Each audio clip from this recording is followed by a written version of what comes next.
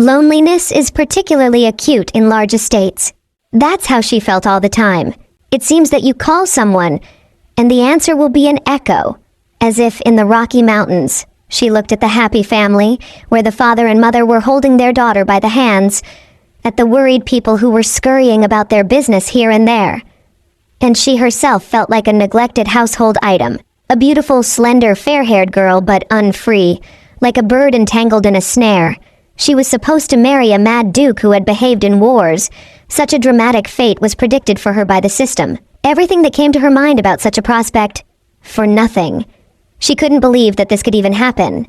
A man kisses a woman on the top of her head, children hug her by her wide skirt. A young black man says he feels bad without her. His blue eyes are full of incredible warmth and tenderness. He firmly holds her thin, tender body in his arms and kisses the crown of her head. Her cheeks are burning. And these children, a small, fair-haired, green-eyed boy and an older black boy with turquoise eyes, are also not good without her. Children's love cannot be bought. It can only be won, and only unobtrusive love. It seems that a little more, and the black guy will simply suffocate her in this passionate and at the same time tender embrace. This is some kind of mistake, isn't it? Everything was imagined completely differently. A few months before, in the Duchy of Sonneberg, a family with 2 daughters gathered at the dinner table. The older girl accidentally made a noise, dropping a table knife on the marble floor. A smaller, dark blonde girl. Her name is Karen. She is the youngest daughter of the Duke of Sonneberg. She glanced at her sister with a sense of self-importance.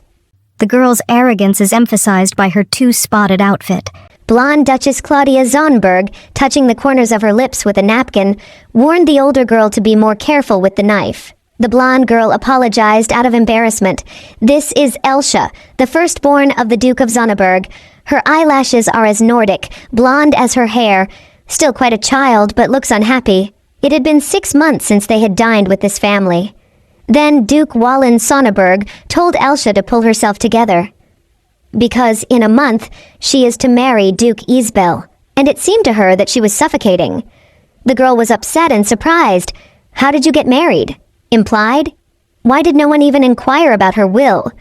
Is it true that her father considers her a thing? If her memory serves, it was Duke Isbel who began to bring to an end the years of war that had been going on since time immemorial between the Sunrail Empire and the neighboring kingdom of Silvoa. On the other hand, in order to achieve this goal, he turned even enemies, even allies, into ice statues.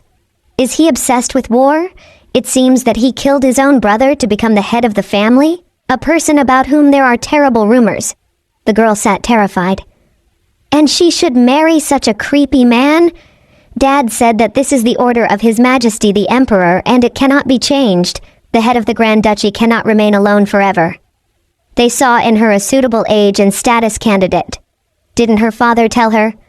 The girl said that it was the first time she heard such a thing. Valen Zonneberg looked meaningfully at his eldest daughter, Lady Elsha, with green eyes. This is how it is. In that case, say it now. She should hurry up and start preparing already. The girl asked to wait. Duchess Claudia said that she would take responsibility for preparing the bride for marriage. The father summed up what he had said. Won't add another word. The smaller girl, Karen, changed the subject and asked her father about plans for her upcoming birthday. That was what worried her the most. The older girl reasoned how preparing for Karen's next birthday could be more important than her future marriage and methodically cut the food on her plate. It was always like that in this family. It does not exist for them, even for Dad. It was like that from the beginning. She remembered how lonely it was when she was sick, forgotten by everyone on a large bunk bed in a room furnished with dark wood. She remembered the wet compress on her forehead and how between coughing fits she heard some noise outside the door. Curiosity was greater than weakness, and the girl got up to see what was happening there, outside the door. One girl carried a stack of tablecloths, another a basket of flowers. A few more people were walking down the hall, looking concerned. The girl asked what was going on today. The maid with the basket of flowers asked in surprise, didn't she know it was Miss Karen's birthday today? Miss Elsha will also join in the celebration, won't she? The girl thought about what to answer, and she said that she was not feeling well. Therefore, one should refrain from feasting. Her face was burning with heat. Her look was tired. The upset child returned to his wide bed. Miss Elsha and Miss Karen are such opposite destinies. They have a common father but just different mothers. Come to think of it, Miss Elsha's birthday was never celebrated. After all, the girl's birthday is the anniversary of the untimely death of the former wife of Duke Valen Sonneberg, a fair-haired beauty. Her mother died shortly after a difficult childbirth. Therefore, from birth, the child is completely alone and is not needed by anyone. Little Elsha remembers this fact and sobs bitterly into the pillow. It is associated with trouble. Claudia became her father's second wife, and her an evil stepmother. The woman has a confident look. She silently shows her tongue as if hinting at how agile she is. The Duchess is not interested in Elsha's well-being, because a year after Valen's marriage to Claudia, they had a daughter, Elsha's half-sister Karen, and it seems she was pampered from birth. Everyone did not like the Duke's firstborn. Remembering her story, Elsha continued to chew schnitzel in silence. She remembered numerous moments when her own father and stepmother avoided her. Now it dawned on her that there was nothing she could do about it. Dark-eyed Karen mused aloud that she was worried about her sister. She will become a Grand Duchess, but she does not know how to use magic at all, the most necessary skill of all aristocrats. Elsha sipped her drink from a tall glass, only glancing down at the little upstart. She is already used to her sister's daily bullying, and she was used to asserting herself at her expense. Claudia noted that indeed Elsha has no abilities for magic or social interaction, but there is no need to worry. In the house of the Grand Duke, Elsha won't embarrass their family with her behavior. With his eyes downcast, Valen said that he had thought about giving Karen his blessing to become the Duke's wife. And Karen does not want to live on the edge of the world, where there is nothing, only snow. Duchess Sonneberg protested categorically. She was not going to give her precious daughter to a barbarian from a distant village. Yes, Karen is so important, Elsha thought. Mala continued to point out to her father that her sister was called the burden of the Sonneberg family. If it continues like this, she will become a laughing stock in secular society because of her sister. Is it her fault? Elsha thought, chewing the next piece of schnitzel and silently swallowing the insult along with the food. They don't even understand that they themselves have co-created it. Claudia continued her point. Yes, it's not just Elsa's problem, it's the whole Duchy of Sonneberg's problem. Valen set the glass down on the table with an annoyed clank. He was caught by these windings. The Duchess turned to Elsha, asking what her attitude was to all this. The woman behaved aggressively. Elsha, on the other hand, said that she completely agrees with her thesis. That if she married the Grand Duke, she would be a disgrace not only to their ducal family, but to the entire empire. The girl laughed loudly. Her cheeks turned pink. Did they forget? The father and stepmother stare intently into the girl's face. She recalled that all her homeroom teachers were devoted to Karen.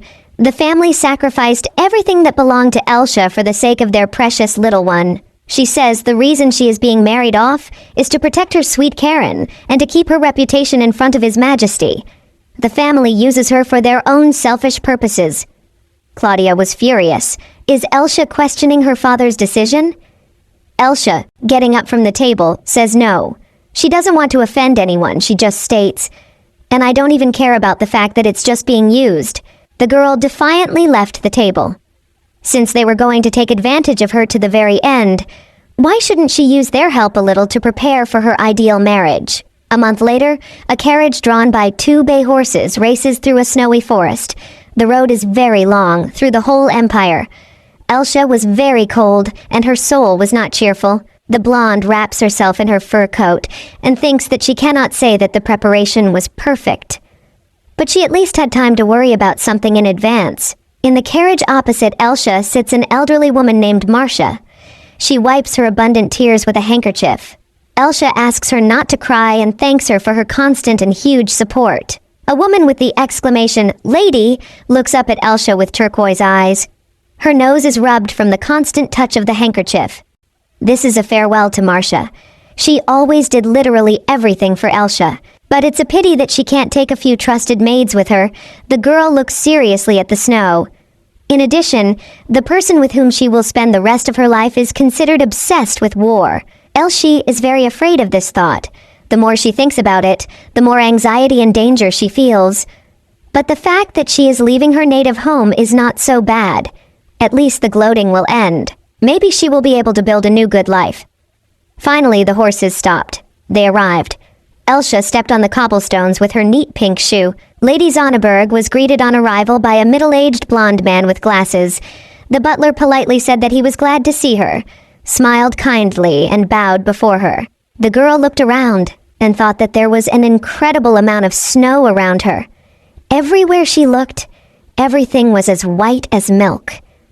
This is where she will live from this moment on for the rest of her life, in the land of endless snow. And she looked at the carriage after her. Along with her movement, her unhappy childhood receded, and the countdown to her new existence began. Everything starts as if from a clean sheet, or rather from a clean, boundless snow plane. Where is he? Where is the future formidable man? Thought the girl, standing at the front door of the palace and looking around. That's how the meeting is. Is it her curse, to be like the fifth wheel to the carriage? A little mastering her unhappy mood, Elsa politely and with a charming smile asked the butler, "Where is His Highness, the great Duke of Isabella?" Suddenly, she heard a squeaky child's voice behind her. They were asking her who she was. This was definitely not the person she had hoped to meet. It seems that she is not as happy here as she is at home. Surprise appeared on his face. The girl looked around and saw two small children in front of her. The worried butler looked like it was a nasty surprise. Not cute kids. Neither she nor they managed to make a good first impression. Butler looked like it was a nasty surprise. Neither she nor the kids managed to make a good first impression. A very serious older boy with turquoise eyes stood protectively in front of a green-eyed, crying child who was clearly very important to him. Despite the tension, both boys were undeniably cute and adorable. Elsa, overcoming anxiety, politely explained that she was the bride of the Grand Duke. The children were extremely surprised. The black boy even seemed angry. The little one shouted, "No!" He had not heard that His Highness the Grand Duke was planning to marry, and even if he had married, he certainly would not have chosen such an unsuitable person as her. What did he say now? Does he think that she is not worthy of him? The girl felt proud in a lush pink dress, which seemed to show all available textures of fabrics, and a white fluffy mantle. The older boy shouted that she was a fraud and had to get out of here immediately. Elsa, on the other hand, thought that she had just arrived and was already in a very bad situation. Emotions of anger and worry appeared on her face, and everything darkened, either from unpleasant sensations or from the cold or all together. And she angrily asked who they were, these children. While choosing her words, Elsa put her open palms in front of her so that there would be no fraud, and she offered to just calmly discuss everything and stop using this dangerous magic. It seems that the manipulation worked. The boy became calmer and more confident. I wondered what level of magic she was wary of. With one hand he continued to block his brother, with the other he supported his side. Noticing the surprise of the stranger, the boy assumed that she was a commoner, incapable of magic. And how then is she going to become an aristocrat and the wife of a Grand Duke? A snowflake appeared in his hand. Elsa cleared her throat in disbelief and confirmed the little one's assumption that she lacked the stars from the sky when it came to magic. But she really is both a bride and a duke's daughter, so she is definitely not a commoner. It was her turn in the dialogue, and she repeated her question. Who are they? She was already pretty cold, despite the warm fur coat up to her heels. The smaller boy burst into tears and leaned against his brother's arm. This question put the boy in a dead end. He was startled because for the first time he met a person who has no idea who they are. The children, it seems, were not cold at all in their thin clothes. The polite butler quietly showed Elsa over his shoulder that these were the children of His Majesty the Grand Duke, Mr. Wilbert and Mr. Hugh. At the moment, they are under his care. If Elsa remembers everything correctly, the former Duke is the older brother of the current Grand Duke. That is, the girl guessed, he adopted his nephews after the death of his brother. It is surprising that she was not warned about such an important fact. Does this mean that Elsa is the adoptive mother of these children? Wilbert launched a big magical snowflake at Elsa. The girl darkened with horror. Ella's conclusion, spoken aloud, shocked not only herself, but also the boys. Everyone's eyes and mouths were wide open. The children's eyes truly reflected fear. Was it true? And was it possible? A snowflake cut open the girl's face, and a drop of the same color as her eyes slowly trickled out of the scratch. A severed lock of blonde hair also fell. Wilbert cursed in exasperation. I wonder why the children are more scared and surprised than she is, although her injury is primarily their fault, he mused. She definitely did not expect such a meeting. Well, it's still better than being ignored. Elder Wilbert protected younger Hugh. Ella looked in surprise at the smaller boy's eyes, which had welled up with tears. The frightened child habitually buried his nose in his older brother's shoulder. That was why he was so timid and nervous around all strangers, the girl thought. The very ground seemed to tremble with the force of their emotions. They are so small that a single scratch can bring them to tears. Ella remembered what she herself felt at Hugh's age when some injustice occurred. She hadn't had a shoulder to lean on, so she had to toughen up emotionally. The girl crouched down next to the boys so that her eyes were level with theirs and politely apologized for scaring the little ones. Her excessively lush pink skirt covered all the steps. This unexpected apology genuinely surprised Wilbert. Becca added that she was glad to meet them. She placed her hand on her heart, introduced herself by name and title, and then asked the boys to name themselves. They looked at her like kittens that had accidentally wandered away, not at their mother's call, but at someone else's, surprised and unsure of what to do. Finally, the older boy hesitantly said his name, Wilbert. Hugh, it seemed, could not speak. His elder brother introduced him. The child continued to hide behind his brother's back, tears still quivering in his eyes. What a sensitive baby, Ella beamed and said, "Now I finally understand that it was Mr. Wilbert and Hugh." She said this with a smile, as if squinting from the blinding sun, and tried to wipe the blood from her face. Suddenly, Hugh poked his finger at the girl. She guessed that he was worried about the blood on her cheek and explained that she shouldn't worry because she had never received such scratches in her life. Wilbert acted like a grown man. He took the girl by the hand, apologized for attacking her, and said that she had an injury because of him, so they would take care of her, which made her very confused. The boys looked at Ella as if they were her personal knights who would protect her forever. Now Wilbert, with the dignity of a master, ordered her to follow them. Hugh didn't cry anymore. The blonde went to the hall but continued to assure them that no compensation was needed. The older boy called for someone named Taman. The butler answered and, without further instructions, went to find him. Ella was taken to a room for first aid. Didn't they sometimes overdo it? The girl wondered, looking in the mirror and barely recognizing herself because of the numerous bandages applied all over her head. Taman explained, "It all seems out of place, but Wilbert's mother was physically weak. Even a seemingly insignificant scratch would keep her in bed for a long time. Therefore, he asks for a little patience." That's how it is, Ella thought, surprised, but for Mr. Wilbert's peace of mind, this excess can be tolerated a little. It was much warmer in the room, but how would she appear to the groom in this form? The girl kept the mirror in her hands, thinking, something is wrong in this story. The children's parents had died early, and they were adopted by their own uncle, who was described as obsessed with war. Taman once again apologized for the inconvenience and explained that he had planned to tell the boys everything when he returned from the Grand Duke's expedition, but his trip was taking too long.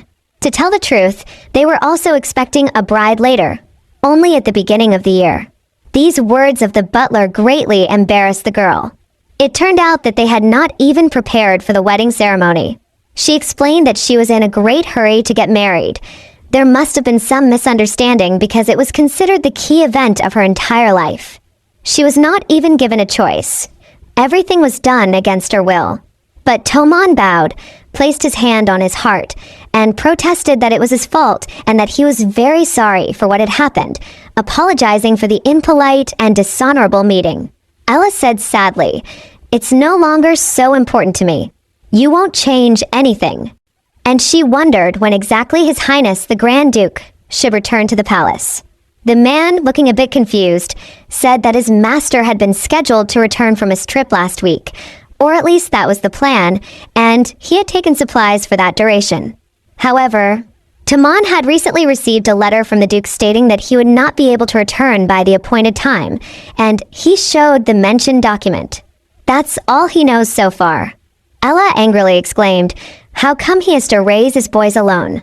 Only she knew how traumatic it was for a child to be left without attention. Toman replied that yes, she was right.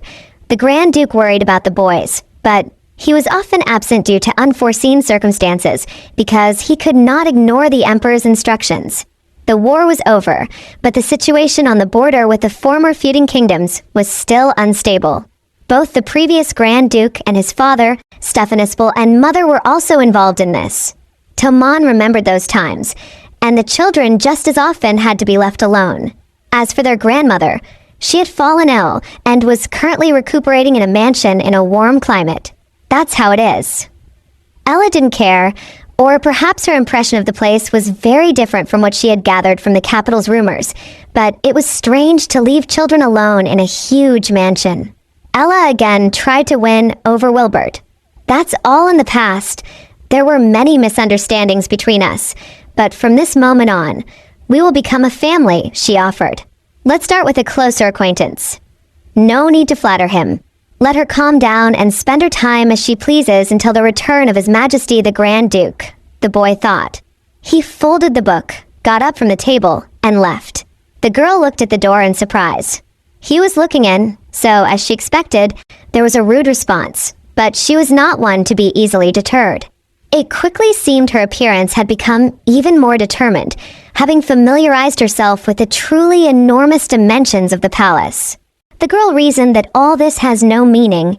She can't even get close to Wilbert. She asked his nanny, whose head was also spinning, why these children had such busy schedules. They are always busy with something. Wilbert reads books. Even at lunch they sit at a distance. When Elsa offered the children to drink ginger tea together, she made sure that the children deliberately avoided her. Their reaction looked like a predatory bear pounced on the bunnies. If she finds a common language with these children, it will solve the problem of her arrival. In other words, it will be easier for her to spend time in this mansion. It's a good plan, and she will follow it. But what can she do? Guys avoid her. She asked the cook what Mr. Wilbert's favorite food was. But the girls who served in the kitchen were surprised by this question. They didn't know. They said that Mr. Wilbert is a complex person. He turns a blind eye to nutrition. Therefore, he often does not even eat. And Mr. Hugh eats literally anything and never said what he liked best. And Mr. Hugh. The girls were at a loss as to what to say. Elsa concluded, either a monotonous diet or not interested in food at all. She asked everyone in the village, and no one knows about the tastes of children. All day, Elsa tried to find at least one thing that the children would like. It seems that they are not the only ones who show special caution about this. It's a feeling. She understands everything, but she remembered herself as a little girl who also closed herself off from everyone. Everything is not as she wanted.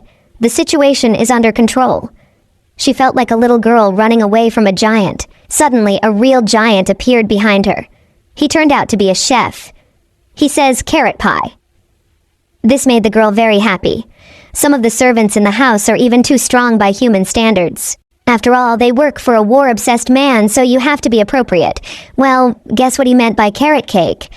Mr. Wilbert and Mr. Hugh like to eat carrot cake. He found those times when they had to eat food that didn't taste good to them for a piece of carrot cake. The chef loomed over the girl like a rock. It seems that he is a real professional, attentive. Oh, yes, indeed, remembered the cook. But since the death of their father, the girl continued, the children did not feel any desire to eat carrot cake, no matter how many times they made it. Here's how, the future Archduchess stated, looking at the motley servants. The fragile girls could barely reach the breasts of the giant stout man. Wilbert was fond of science, an incredibly persistent boy. He read too much to exhaustion, because he still could not find an answer to a certain question that worried him. And at that moment, this annoying Elsa appeared with tea and an offer to chat. This irritated him even more. He scratched his head and said he had nothing to talk about with her. The girl said he looked pale. He is still a child, so it is important to rest more and overexert yourself less, so as not to slow down development. And she tried to stretch out her hand to stroke him. He snapped at her to stop and not disturb him. In order to achieve his goal, the future Duke needs to learn a lot. The boy wondered when she would finally surrender. the same as the others. And talking to a nice girl who doesn't even know how to use magic is just a waste of time. The girl was confused by this answer, and she silently went out the door and walked down the hall. This time in her hands was a tray with freshly baked aromatic carrot cake. Elsha apologized for the long wait and went to see Wilbert again. He asked what this time, and saw a carrot cake. He doubted if it was him, but it looked like it was. The pastry smelled too tempting. The top of the cake was smeared with sugar fondant. Crouching down opposite the boy so that their eyes met at the same level, the blonde continued to insist on persuading Wilbert to taste at least one bite, and he finally agreed to taste. Elsha seemed to be enjoying herself more than even Wilbert, who was visibly enjoying his favorite dish. He devoured piece by piece and could not stop. It seems that Wilbert himself was surprised that he ate the whole cake in one go. The boy squirmed because of the realization of his over-credibility, and because his appetite was so played out. Elsha laughed, explaining that she was very worried that Mr. Wilbert would like her baking because she was trying so hard. Now, thanks to his apparently high rating, he feels relieved. Wilbert haughtily excused herself that she did not quite understand everything. In fact, he just felt nostalgic. A blush played treacherously on his cheeks. Elsha folded her arms across her chest and sweetly asked what exactly the carrot cake reminded him of. She looked at the child with great affection. A blush of pleasure played on her cheeks. Wilbert noticed and exclaimed what was wrong with her face. Elsha said that everything is fine. It's just that this pie is loved all over the continent. But further west, in Iceberg, San Leila, Lucivar, the recipes differ. So she decided to use a recipe from the Lucivar region. The boy assumed that this region bordered Lunamont. Why did she decide to use a little-known recipe? Elsha explained that this is because it was there, in the border region, that Clara, Wilbert's mother, was born. That is, she tried to cook something that would be associated with mother's affection. In response, the boy uttered only one word: Mom. It seemed that this girl did not possess magic in the popular sense, but she understood something more effective. Ella asked if good memories came to mind. She smiled slightly, but kindly. No way. It seemed that Wilbert was a tough nut. He didn't give in. The boy said that his mother baked a very dry cake that tasted bitter. She did not cook so well, and he blushed deeply because he had inadvertently, certainly, praised Ella's cooking in this way. Baka asked if this could be considered a compliment. Wilbert replied that even though his mother almost never cooked, sometimes she still tried to bake a delicious cake. I remembered my beautiful mother, who looked so cute with huge tongs and holding a plate with a pie in her hands. He was very happy about this and ran to meet her with open arms. Ella lowered her eyelids to her rosy cheeks, one of which still had a patch stuck to it, and said dreamily, "Your mother must have treasured you very much." Did she hit the mark this time? He answered yes. The boy seemed to be shaking from emotional overstrain. He sat hunched over and did not look at the interlocutor, his hands clenched into fists in despair. But how did she get such a delicious cake? He even shouted this phrase and looked very excited. Maybe he was trying to hide his anxiety behind this cry. Elsa raised her finger like a teacher and assumed that it was possible because the winter carrot is very sweet and tasty. Even this year's harvest was the best in the last few years. Wilbert was surprised. He must have heard of winter carrots for the first time. Even the Duke's daughter does not know how to use magic, but she knows how to cook deliciousness from interregional ingredients. Ella was delighted with this compliment. This is the best thing she has heard in her entire life. The boy wondered where she got such skills from. Is there a good reason? The girl closed her eyes and showed with a bitter smile that this was too sad a story for a sensitive soul. She didn't want a good kid like him to hear her troubles. Wilbert also closed his eyes and denied in a rather arrogant tone that he was preparing to become the future Grand Duke. No need to treat him like a small child. Ella became sad and spoke. She said that her mother died after she was born, so because of that, the girl had no memories of her. The boy was not happy that he had asked. He was staring blankly in front of him. He was interested in where she got her cooking skills from, but for some reason, he got a completely different answer. Then he looked at Ella and asked what this had to do with her culinary talents. Then the girl said that her mother was replaced by the maid Maria, her mother's closest friend. Remembering her, The girl seemed to find herself among wonderful, fragrant flowers. Those memories were so pleasant. How good that this simple but kind person was in her life. She imagined how Maria knelt down in front of her in the same way to be at her level and told something cheerfully. The girl listened with delight. They were always good and interesting together.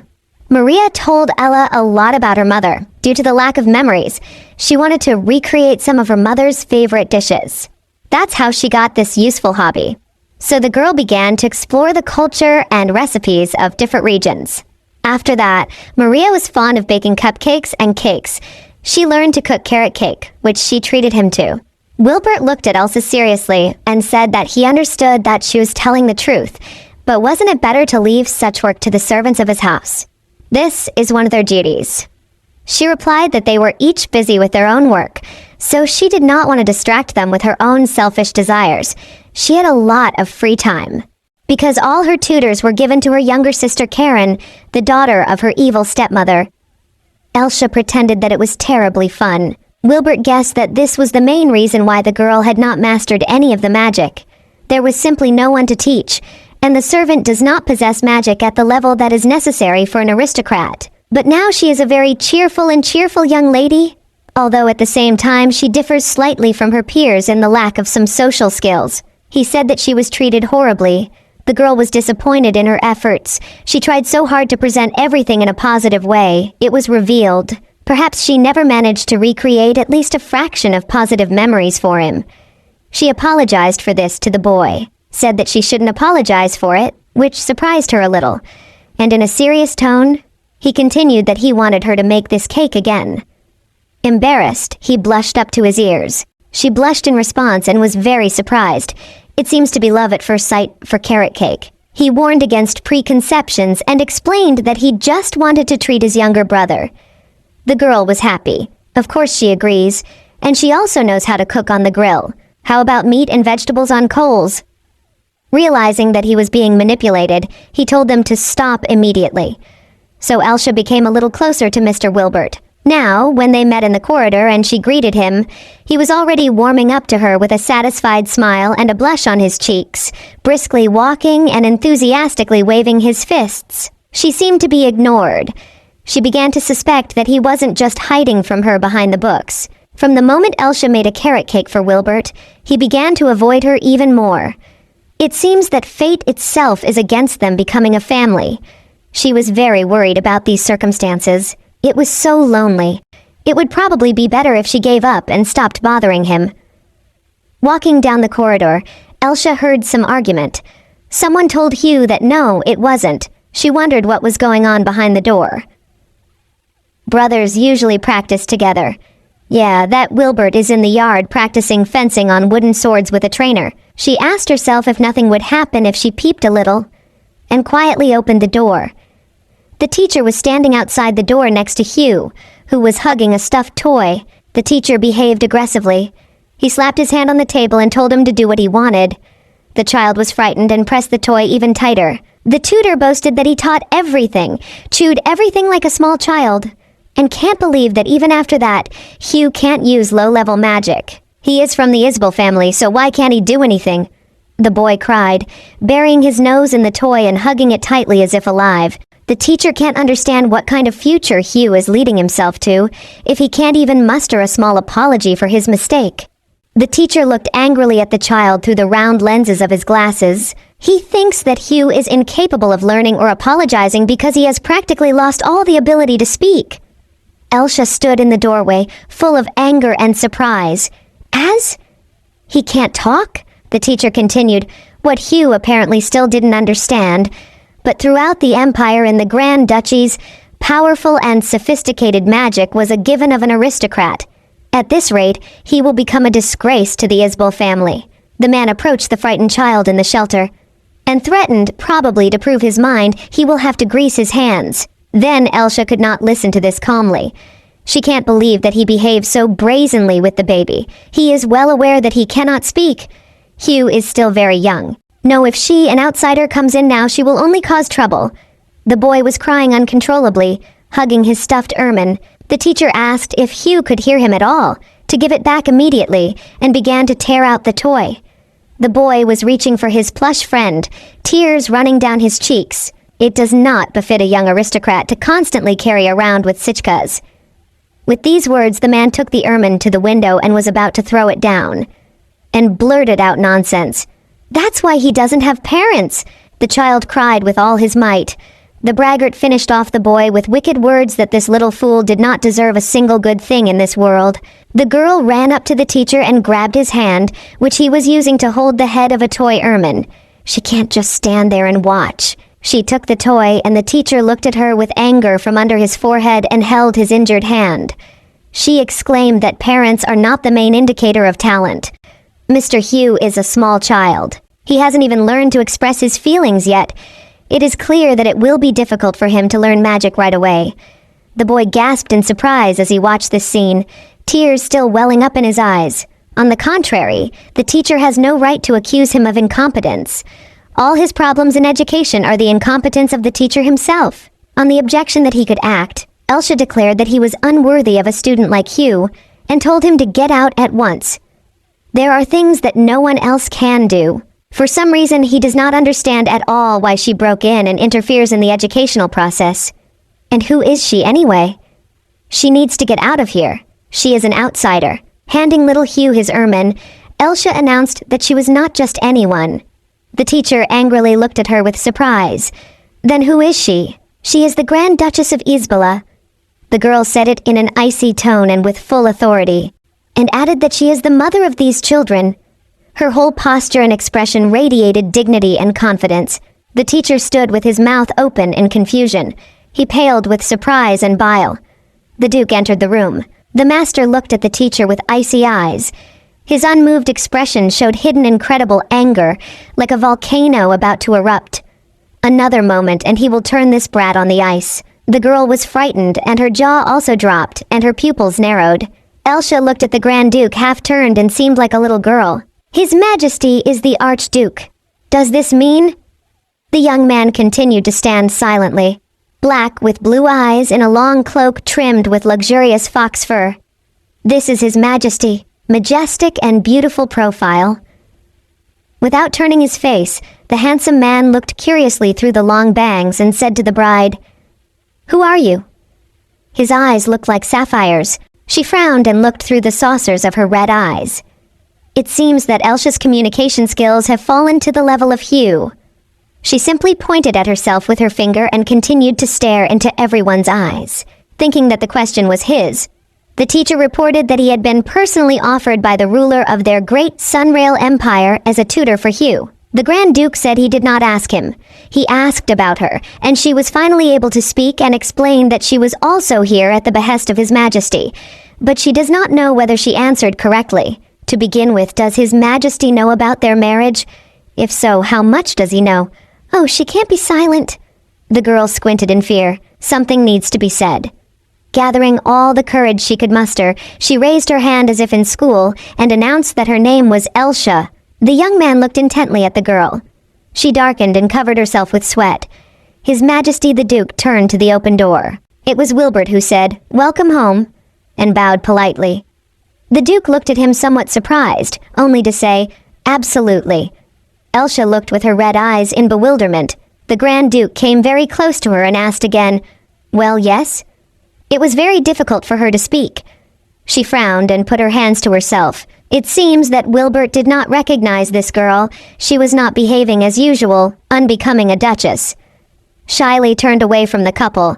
He was embarrassed by her stupor. It seemed to Elsa that she would die on the spot, and the end of the whole relationship. She spent another minute choosing her words. The mighty Duke looked at her curiously, behaved too suspiciously. She just didn't know what to do. Hugh cried, nuzzling his toy ermine. This gave her determination. Once she has already dared, she has no right to be afraid anymore. She said that this was their first meeting. By order of His Majesty, she is to become his wife. Her name is Elshea. She is the daughter of the Duke of the Zonneberg family. The Duke said that he was not sure that all the formalities of her becoming his wife had been completed. So what does it produce? She said that she understands everything perfectly, but all these are the consequences of an emergency situation. The girl made a Nixon. I asked, "What kind of emergency?" The tutor behaved too defiantly. This manifested itself in open aggression against Mr. Hugh, whose eyes were filled with tears. Wilbert called out his brother's name in alarm, and the teacher rehearsed, "What?" In addition, he tried to get rid of the doll dear to the young man, so she said that she was already a Grand Duchess to stop him. At the same time, Hugh pointed his finger at the one who offended him and burst into tears again.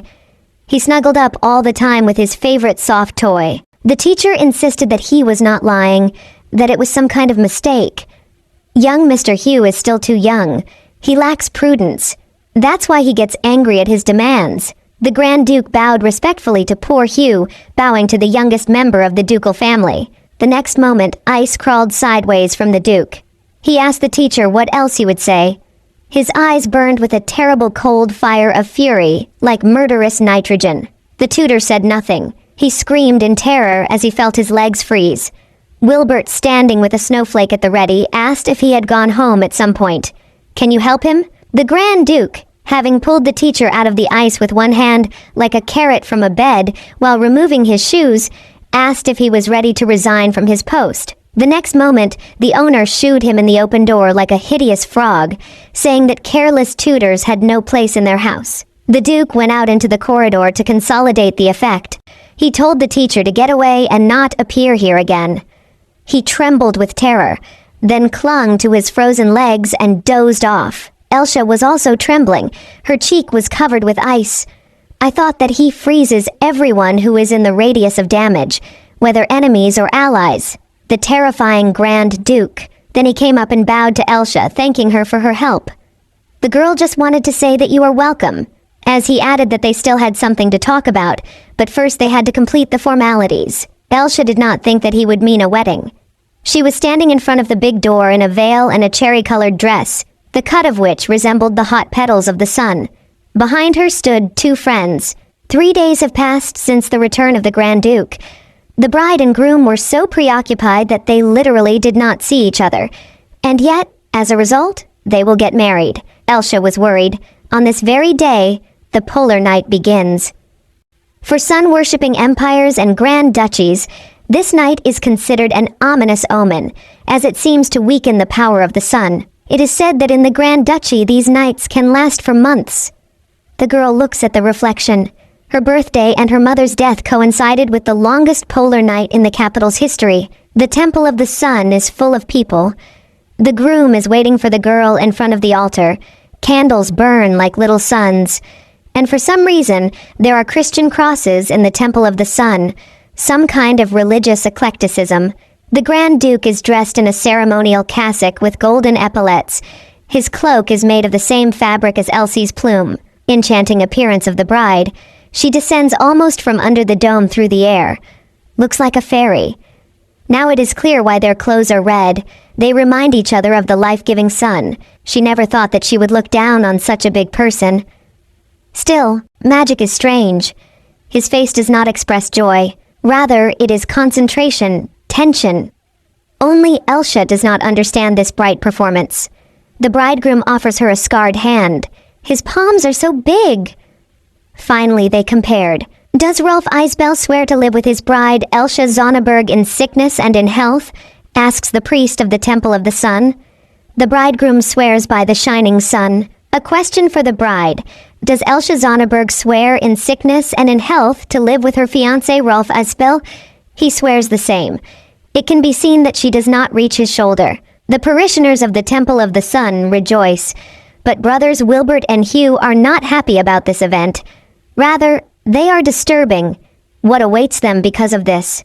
Elsa reasons that when she looks at such a magnificent action, she completely forgets about the polar night.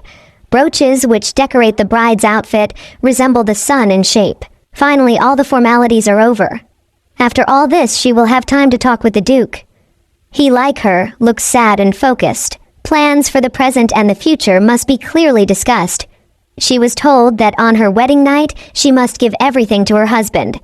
And she has no idea about etiquette, but she is sure that she will manage. Judging by the appearance of the bride and groom, they do not like talking.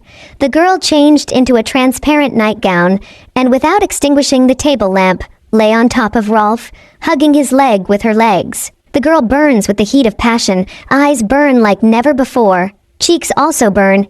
She brought her large plump breasts closer to his face. She seems to have surprised her husband.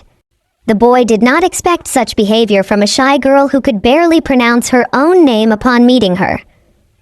Horrified, he asks what she is doing. Instead of answering, Elsha playfully and with shining eyes looks passionately at the man from above, like a cat at large prey. When Rolf asked again what she was doing, Elsha looked at him in surprise, not knowing what to answer. She herself did not know.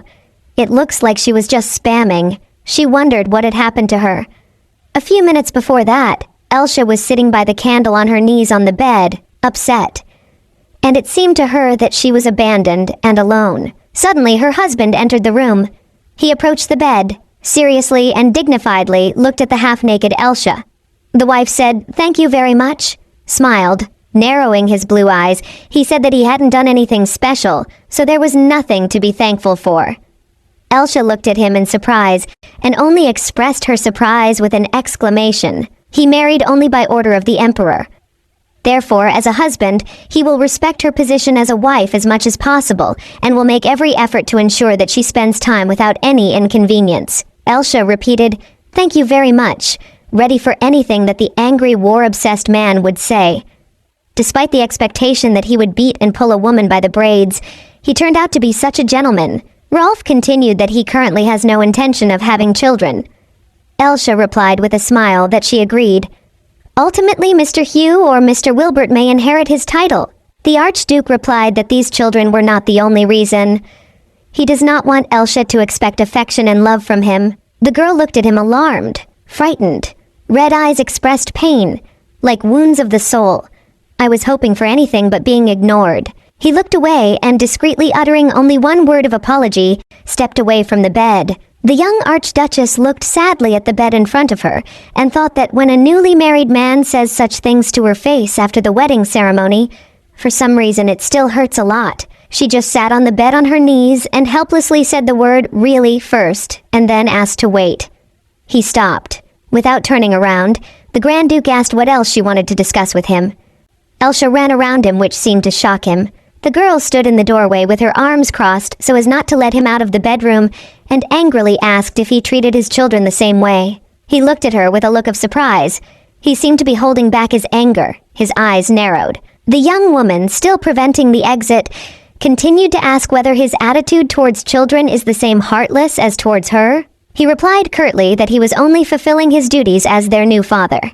He was tired of her annoyingness. He was not in the mood for revelations. Elsha asked, "Is that why he brought such an incompetent tutor to such a sweet boy, Hugh?" She was burning with rage. The Grand Duke only clenched his fists. In front of him shone the appetizing forms of a girl with an extremely belligerent attitude. He lowered his face in anger and wanted to say that this tutor, and fell silent with excitement. There is no truth, children.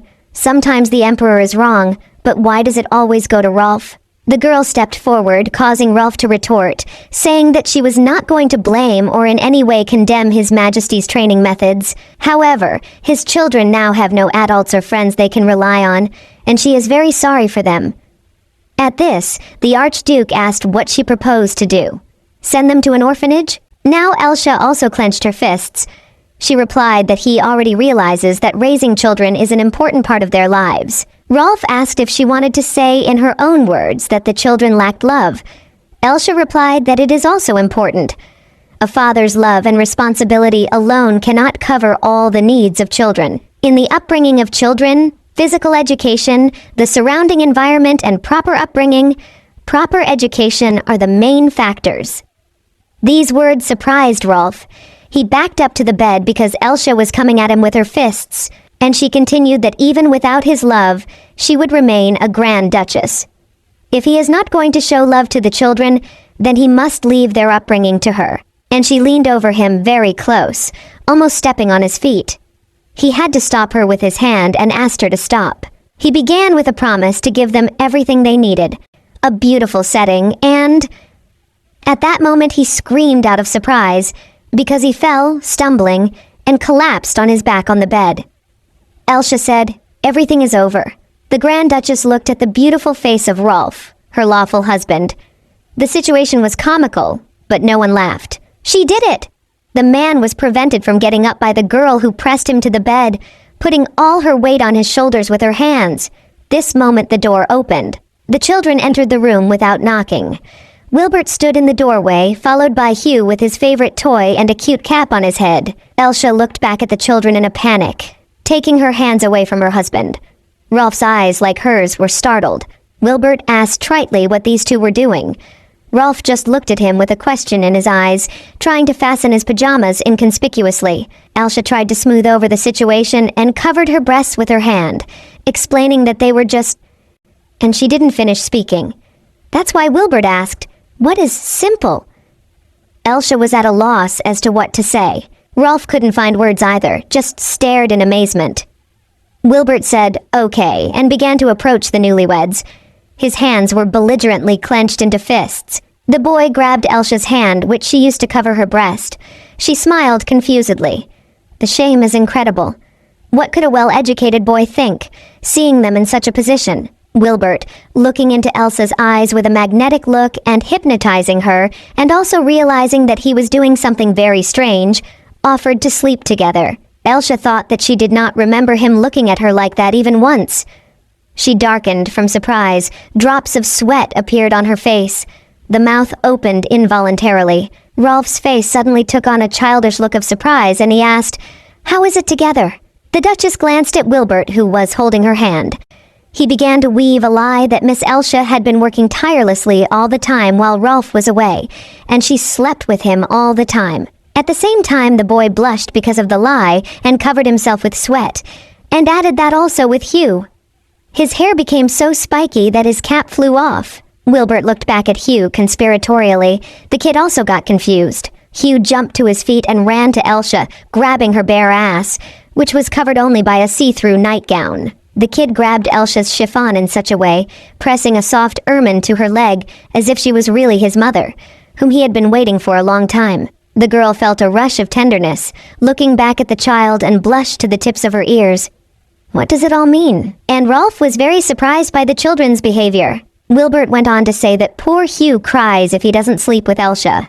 Without her, he definitely won't be able to fall asleep. At the same time, the little boy was holding Elsa's hand.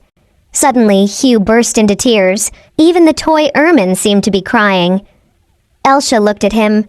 She was still standing red. Tears? Let it not happen at all, but Hugh, it seems, really got used to the role and believed it. Wilbert continued that, for this reason, he asked his lordship not to expel Elsa. She was stunned. Hugh, too. The boy added that it was for his brother's sake. He covered the mouth with a toy. Elsa guessed that it was a conspiracy of the children. They thought that the bride and groom were quarreling, and Rolf was on the verge of throwing Elsa out. Rolf watched dumbfounded. Wilbert began to defend her, saying that he admitted that she was often clumsy, but still she would not do the children any harm. The girl just giggled. Then the gift of speech returned to the Grand Duke, and he said that they had become too close, even though not even a month had passed. He hadn't seen children show their emotions so much in a long time. Hugh was adoringly looking at Elsa, gently holding her hand. Wilbert stared at Rolf with big eyes. The girl confirmed that it was true. Her stunned eyes did not hide her sincere surprise at this surprise. The Grand Duke added that at the same time, and fell silent, looking at the whole company. He hesitated with his decision, which was evident from his hand gesture. Elsa at that moment thought alarmedly, does he really want to expel her? Rolf concluded by saying, "Okay, tonight they'll all sleep together, 4 of them." Elsa and Wilbert were as if struck by thunder and lightning. They looked at the Grand Duke with open mouths. Hugh hugged Elsa's hand tighter and was completely happy. Elsa was extremely confused. Her face contorted in embarrassment and stepped under. She could not believe her ears that Rolf had said that the 4 of them would sleep together tonight. Wilbert also decided to ask again, that is, sleep at 4 with them? The Grand Duke confirmed that it was. Rolf was sitting on the bed with his hands clasped and a Buddha-like expression on his face. The girl tried to unravel the essence of this paradox. So what's on their mind? He just said that he doesn't want to give even an iota of love and care, but now he offers to sleep together. The Duke's daughter has been sent here by order of the Emperor. What are her intentions? so he can't leave her with the children. Thoughts swarmed in his head. Looking at her from under his forehead, he asked if there were any difficulties. She explained that it would be inconvenient. "But it's okay," she agrees, said the girl, noticing the anxiety, confused, blushing hue. She squatted next to the little boy and asked in a friendly way if he agreed to sleep together. The boy just smiled sweetly. His cheeks were pink and his eyes were sweet and sleepy. It seems that the girl did not try to fall asleep for the first time. Babies were lying on either side of her. Then Rolf turned his back to the wall. She could not close her eyes. The potential future Grand Duke Wilbert was so small and touching in his sweet sleep, snoring beside her and seeing the 10th dream. Fair-haired little Hugh was generally the embodiment of touching tenderness and slept, enveloped in dreams and holding his toy Ermine in his arms. Devachina looked at them with tenderness and thought that they must have been very exhausted since they fell asleep instantly. Children are such children. Only Rolf looked at her with a tired look and a crooked smile, maybe admired her. He reasoned that the mother should sleep between the children. This is the custom. Why is she looking at him like that? Elsha, who was still chaste, was ashamed of his frank look, and he continued to look without looking away. Little Wilbert suddenly dreamed of the last thoughts he had before going to sleep. He began to beg Rolf through a dream not to expel Elsha. Wow, this is the power of emotions. Both new parents thought at the same time. The blonde was drooling from the fact that the children were worried about her. Rolf noted that she managed to win the attention of the grumpy Wilbert.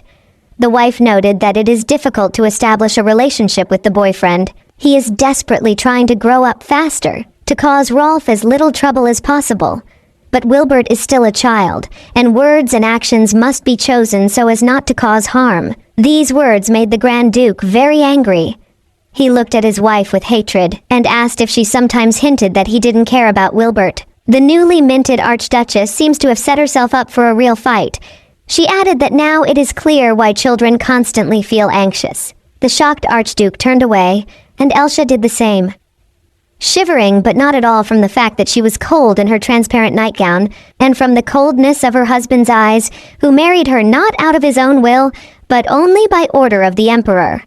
Love should be formed in a completely different way. The Archduke couldn't sleep either. He stared into the night with his icy eyes.